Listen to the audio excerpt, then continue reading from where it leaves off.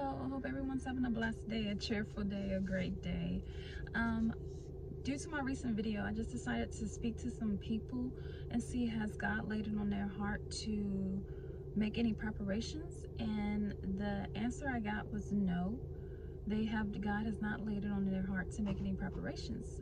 But I kept on speaking to one, and this woman recently, she's been starting to research natural remedies for the body for healing and for her medical conditions. So I was explaining to her that might have been God's preparation for you, that if, Lord forbid, I don't think it's going to happen, if there's a medication shortage, which we've seen happen before in 2018, and Puerto Rico produces a lot of our medications, and the IV bags, there was shortage for them. And so when that Hurricane Maria hit Puerto Rico, we in the United States had a shortage on a lot of medications. So she is being prepared for that. I told her she might want to just go ahead and start testing it out, trying it out, see what works for her and doesn't. That might be her preparation. The other woman, about 3 years ago, she started growing a keyhole garden.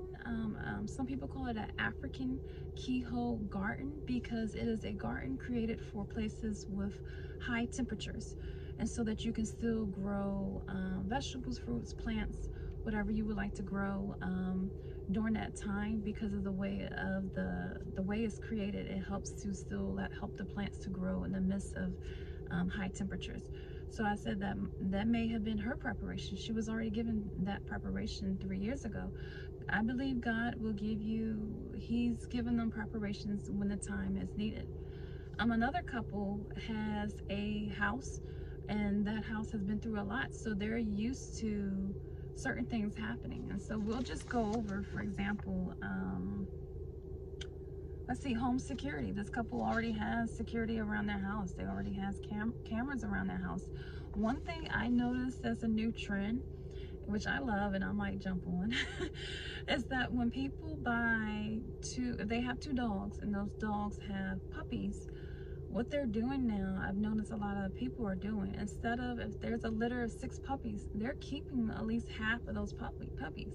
Before, they would just sell all of them. People are starting to keep the puppies now, and now there's some homes that have 5 dogs, 6 dogs, 7 dogs, and if they have enough of land, they just let them run in the land. But those dogs are going to be used as, they're going to be protection. I mean, imagine if you were a criminal and you wanted to rob somebody's house and you hear 5 or 6 dogs barking.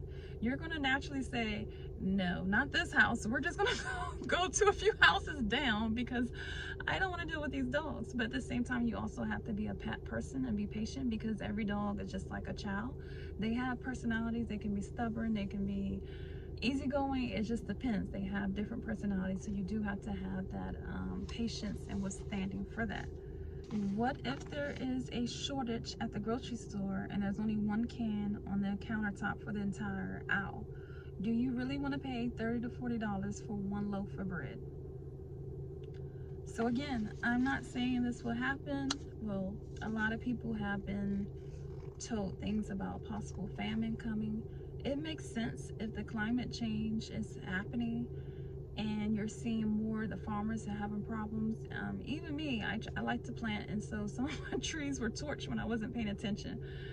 That makes sense that we could possibly have a famine if the earth is also changing. The earth will change during the end times as well. Then that makes sense. But God may tell you, hey, buy a couple canned foods, or God may tell you, grow your own vegetable garden, or God may tell you, create a well. I know I've heard a lot about that. People are making wells, if possible, near their homes. So that's just something to keep in mind. This couple also, they're used to their electricity going in and out, so they had already had a generator. So that's also to keep in mind. What is the plan if you need to evacuate? Some states, oh yeah, some states I've seen on fire for over 20 years and it's never happened. I pray to God that it doesn't.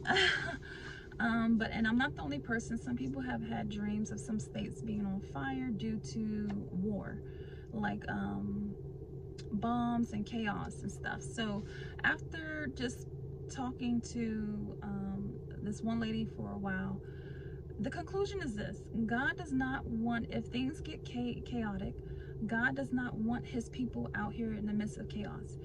God wants you at home with popcorn. He does not want you outside in the midst. Well, popcorn is also dangerous and cancerous, especially if you put it in the microwave, no one uses it. Okay, God wants you at home with an apple. Okay, popcorn is very cancerous and dangerous. Please do not use it. Research it if you need to know. So when things start getting crazy, he doesn't want you out in the chaos. I mean, of course you have to watch the news maybe 20 minutes in the morning, 20 minutes at night, because we have to be aware of our surroundings and what's going on in the world, because what's happening in one country will always affect another country. We live on the same planet. We live on the same earth. We can't get around that.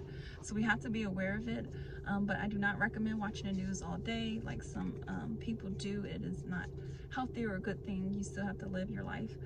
So that's what it is. And then my second thing I'm wondering, I mean, Lord forbid we don't want this to happen, but if the rapture does come, and so we have to also teach our children how to be independent. So if the rapture does come, and let's say, for example, there are some prodigal sons, prodigal daughters. I mean, imagine when you were a teenager, did you listen to God? Did you want to listen to God? Was that the popular trend? Or if you're a young adult, if you're like 20, 22, 23, 25, is it a proper trend to really live a lifestyle of God in today's society? No. So if there's prodigal sons or daughters, say you get in the rapture and the parents are gone, but the children are still there. The supplies and things that you're doing right now, those children can use during the tribulation. Have you ever thought of that? So that's why I'm saying start the preparations now, just in case there's a shortage on something, or just in case your children or your grandchildren may need these items.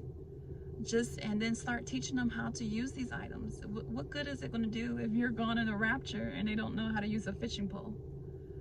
What good is it going to do if you're gone in the rapture and they don't know how to do an oil change and they have to get somewhere?